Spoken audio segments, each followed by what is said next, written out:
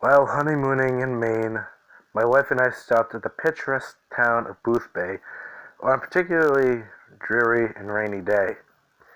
Since our planned picnic was out of the question, we sought shelter in a dilapidated little antique store near the harbor. While my wife inspected the large chests and the side tables near the door, I eagerly examined the antique tools and seafaring equipment inside the glass sales counter in the back.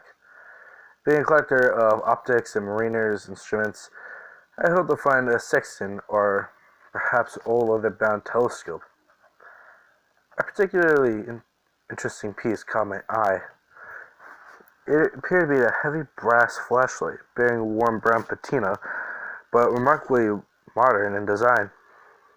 I asked the shopkeeper, but he could only tell me it was found in the same old sailor's chest as several of the other compasses and the sextant, also on display.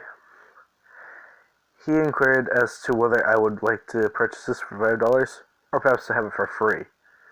It's worthless to me. Nobody wants it. When I remarked about the price, he sighed wearily. Then he reached into the cabinet and retrieved it for me. Here, see for yourself, mister. The craftsmanship was wonderful, quite durable, and apparently handmade, perhaps somewhere in Europe. One lettering indicated it might be German or perhaps Australian in origin. I twisted the bulb housing a weak red beam swept out.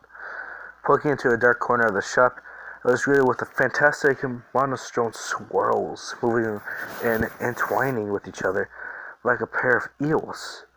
As I stared further into the unusual projector kaleidoscope, my fanciful mind invented ghoulish faces and sinister tendrils. Shutting the device off, I turned excitedly to the shopkeeper. Fantastic, I said. You must have an oil filter of some sort in front of the lens. I have two Victorian kaleidoscopes, but none that is illuminated like this. You don't get it, do you? Nobody gets it. They all come back and return it after a while.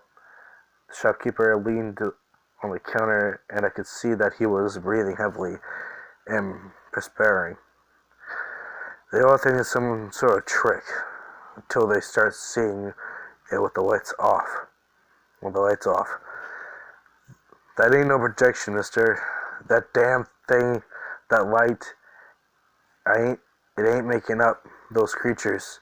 Just letting your eyes see what's already there.